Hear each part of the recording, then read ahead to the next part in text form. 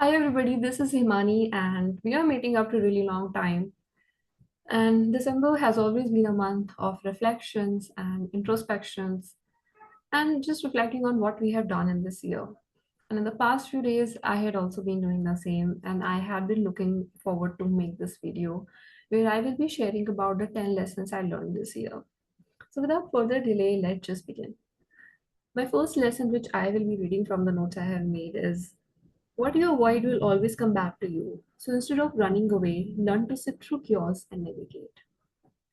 Now, this is something I learned this year only because I had always had a habit of just running away from things. If one thing ended, then I would just get busy and start working on the other without giving myself time to heal or process the things which have happened to me. The result was that in physical presence or in tangible sense, those things were ended. But in my mind, they never ended. In one corner of my existence, I was still hopeful that things would become better or things would change without putting a closure on anything or without, having a clarity in my mind about what am I doing. But I would just be hopeful that things would automatically become right. And when you avoid dealing with things, they come back to you at moments when you least expect, especially when it is your exams or you are doing a critical project and you don't want to, uh, distract yourself. But since you're too stressed, those past things, they eventually come up and they start affecting you. And the same happened to me in August. I started overthinking and I started thinking about a lot many things which distracted me for about 3 weeks. But eventually I sat through it and I put a closure in my mind. I reflected back and I realized things that put me through a lot of pain. But when you go through pain, then there also comes a day when you stop getting affected by it. So if there's something which affects you, then deal with it instead of running away from it. And the pain will only be temporary and one day you will feel better. So, this was my first lesson. My next lesson is that you are not your body, neither your mind, your consciousness is much beyond that. And this is a quote which the Indian spiritual guru Sadhguru says. Not a quote actually, this is something as a mantra which he makes people meditate upon. And I did meditate upon sometime. And sometimes while meditating upon it, I would lose a sense of my body and my mind, and I would become absolutely blank. But it would be so temporary because our minds are always habitual of thinking. But its physical example was what happened with me in August only when it was my CFA exam, and I couldn't sleep all night due to stress or other reasons. And when I woke up in the morning, I was extremely tired. When I made it to the exam hall, I could not even walk up the staircase with energy. And while I sit in the waiting hall, my eyes were really squinting. So when I began my exams and I started reading the first question, which was the ethics one, my mind was blank. My body was numb and my mind was blank, and I thought what to do. So I just gave up on my body. I was like, who the hell my body is to decide how I should perform here, and I stopped getting affected by it. I stopped relying on my memory. I just read through the question and I just gave my whole attention to it, even though my mind was not working. And with this way, I went through all the questions, and it was like my body was absolutely shut. It was not working. But there was still an energy in me that was telling me that, you can do it. You have read it, you have studied it for so many months, and you know the answers. And through that consciousness, my answers were coming. Now, of course, a memory has a role to play in it, but still, this event gave me a glimpse that even if your body stops working, you're still alive. Even if your mind doesn't work or you don't have thoughts in your mind, you still have an energy that still exists. And that is the real you. So if ever your body and mind doesn't support you, know that your willpower is more stronger than that and you can do it. My third lesson is attracting right people in life is in your hands. Don't stand negativity or toxicity from anybody. So it's not that negative people don't come in your life or toxic people don't come in your life, but it is in your hand to let them stay or let them go. So basically, what happens is if something toxic happens in our life or negative event, we let it happen. We think it's just a one time thing, and the person will change. When we will explain to them, when we will talk, everything will change. But days pass on, months pass on, and that connection still remains the same, and you're still surrounded by negativity in your life. So,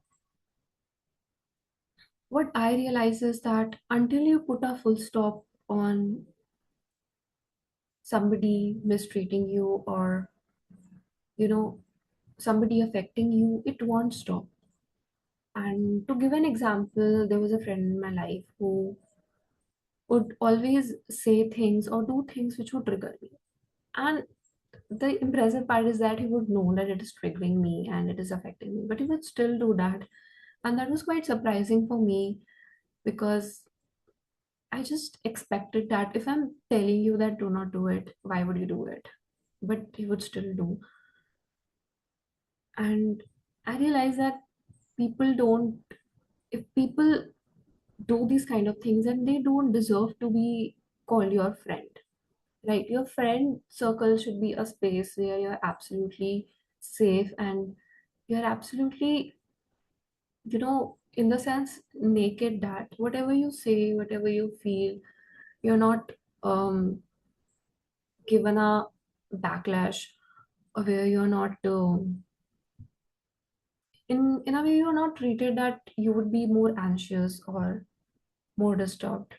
And if somebody is feeling making you feel that way, then you should definitely step away from that, even if you call them your partner, you call them your very best friend, and even if they're someone in your own family, you should go away from them.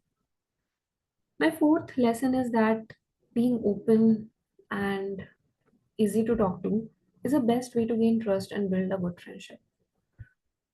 Now, I have been someone who has always been quite quiet in my life. I would never openly tell about myself to anybody unless they took the first initiative to tell me about themselves.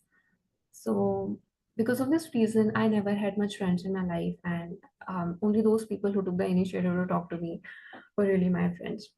But eventually, I realized that this is not the right way to live, and like it's not others' responsibility to befriend you or make you comfortable. It is your responsibility too. So, be someone who openly shares about their life, like to the people you consider your friends or to the people who you want to be friend.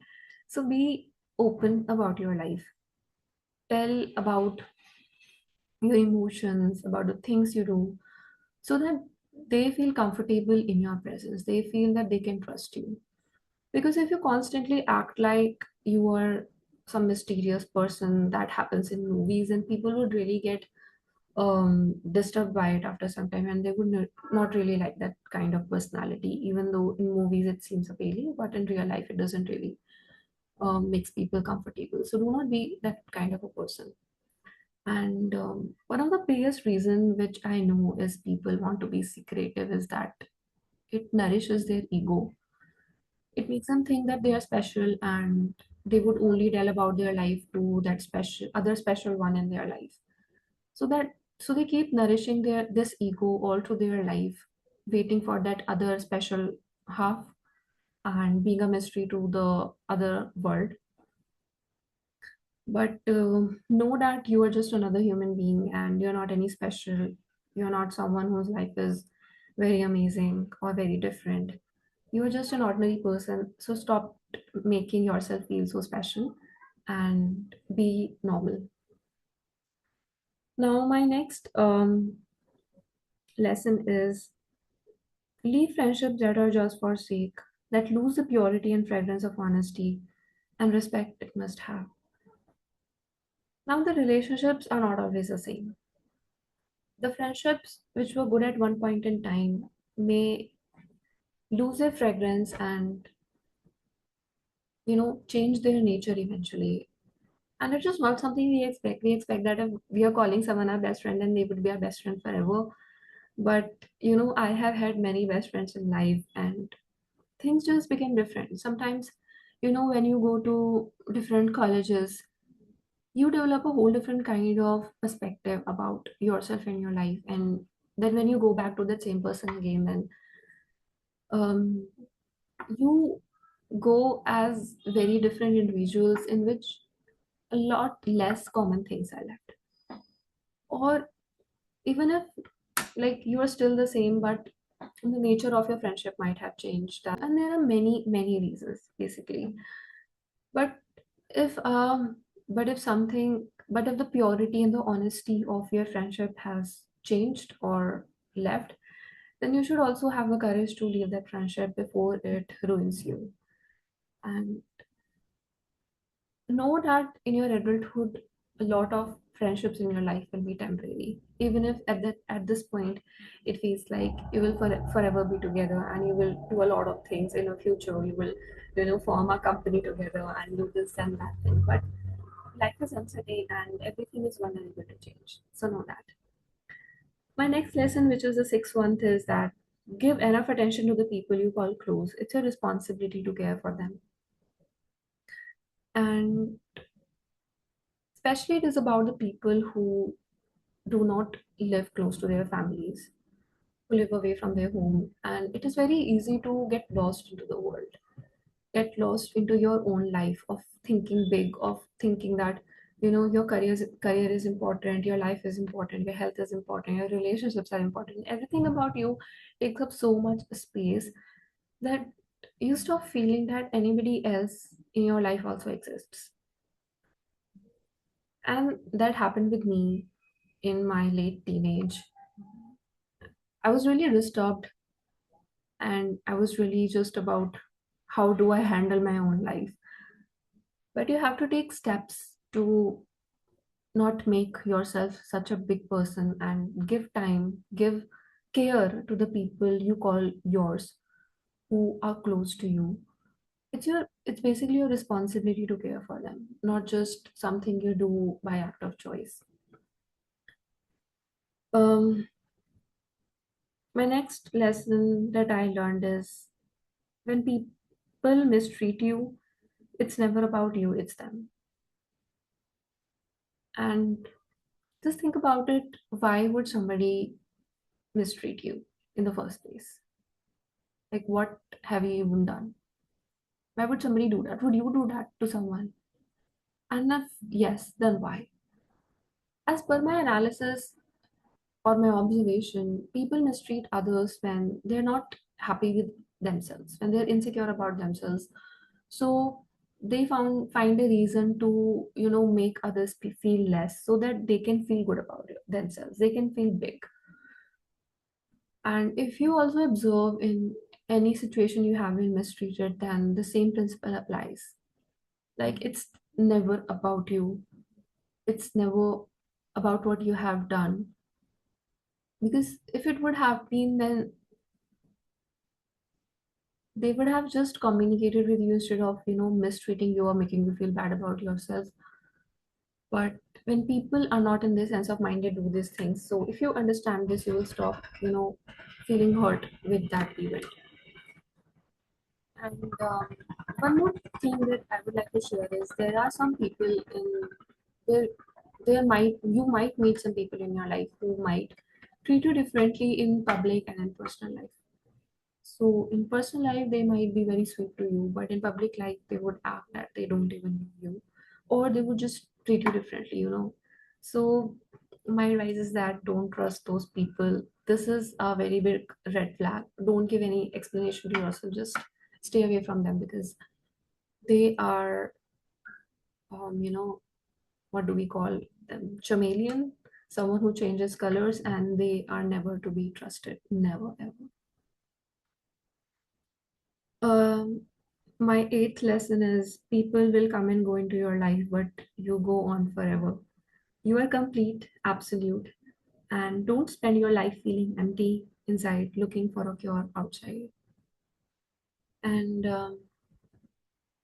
this is something which happens to us for our whole life, basically.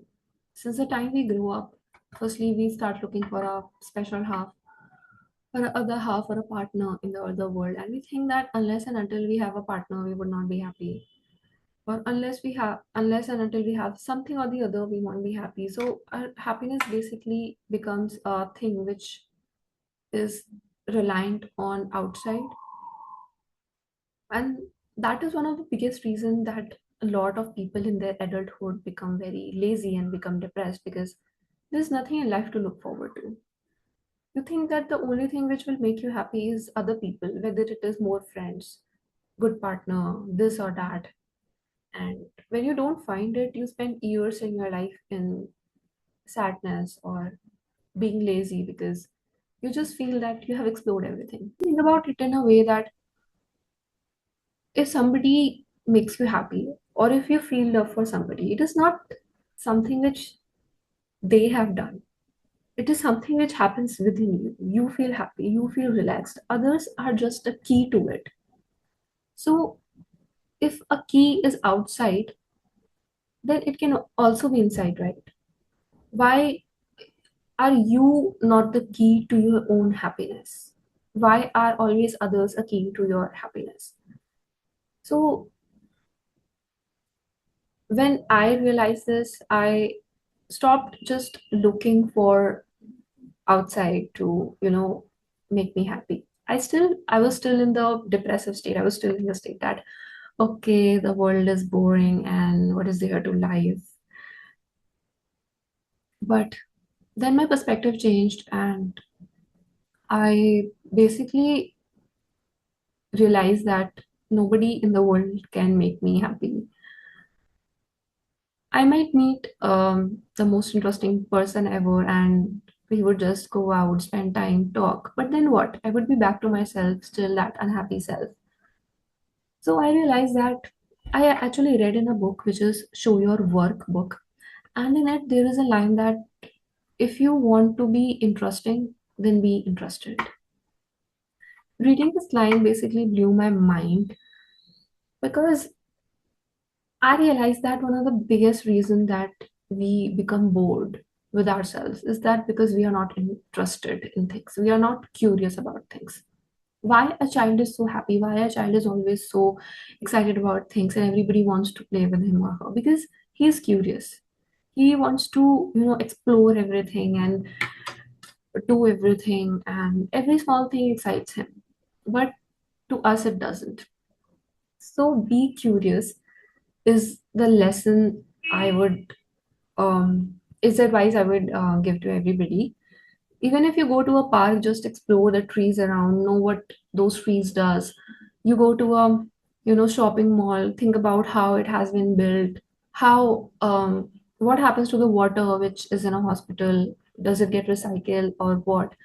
Just be curious about everything you explore, anywhere you go, or every person you meet, ask questions, talk to the local people around you. Local people, I mean that if you're taking a juice from somebody, ask them about different things, about, there's so many questions. Just befriend the world, befriend your surroundings, and naturally, not only other people will find you interesting, even you will start finding yourself interesting. And if you start finding yourself interesting, then half of your work is done in adulthood. And you have to take this step because I have seen a lot of people losing absolute interest in living by the time they're 30 because they feel that there's nothing to life now except to have a good partner and have children and have promotion. But there's much more than that. My ninth lesson is it's okay to be shocked sometimes at life's trivialities. It builds mental stability and strength. So, like, life is not a bed of roses, as you all know. There are many things in life which shock you from head to toe. Like a major one which I know which happens in adulthood to most of the people is the relationship thing. When they break up, or even not a relationship, like before it, a lot of things happen in your interpersonal relationships which just shock you. Somebody betrays you, or somebody does something which you didn't expect, and you just you're not able to accept that for a lot of period of time.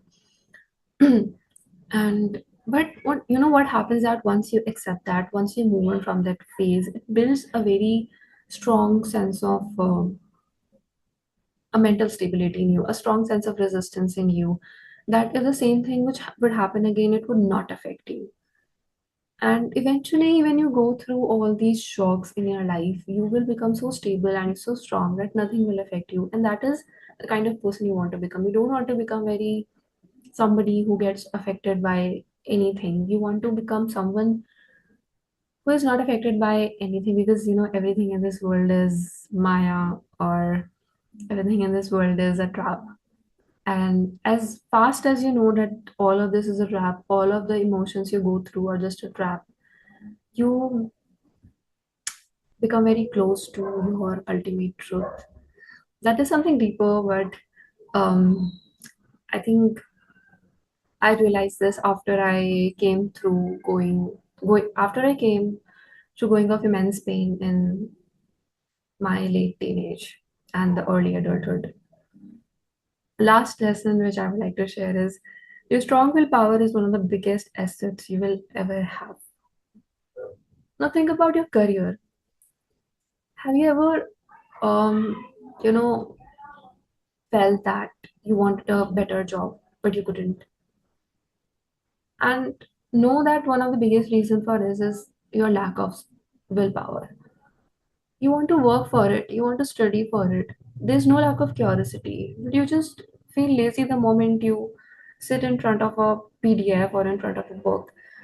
And then you just start comparing, and you never really, go through the process of building your skills. And in the same way, you want to have a very good body, you want to look like a heroine or hero, but then you feel lazy in going to a gym or going through that run because it tires you. And there are many other examples I can give. In all the ways of life, if you have a strong willpower, then you can achieve literally everything. Like in my case, I have realized this, that there's no lack of curiosity in me, but I have never been able to build a very strong sense of discipline in me. If I have to go to a run, I would then, after some days, become lazy and stop doing it. If I want to learn anything or meditate for a certain period of time, I would just do it for a certain days and then leave it. And if you just overcome this in your life, this lack of willpower that makes you, prevents you from focusing, then you can achieve literally everything you ever set your mind to. And that is, the biggest thing you want to achieve in your life, right? So, in brief, I would say that this year was one of the best in my life since the past 5 6 years. And when this year began, I did not expect all these things to happen.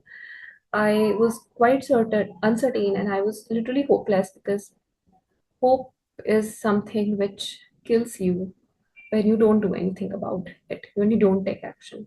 So I didn't have any hope. I didn't have anything in my mind, because for the last few years, nothing was going right. But I just took action this year, and this year turned out to be a lot better than I had imagined. And in the next year too, I just hope that I don't hope. Basically, I know that I will work on my willpower a lot, and I would just be single-minded instead of doing a lot of things, multitasking and focusing on a lot of things. I would just focus on one thing that brings a maximum output. And I don't know what the next year would bring to me in my life, but I hope it will be even better than this year, and I would take action about it. So I would wish you all, um, you know, a good week ahead, and take care of yourself. Do comment in the comments below that what is the biggest lesson that you have learned in this life, and let's talk about it. Let's talk about our learnings with each other, and see you in the next video. Bye bye.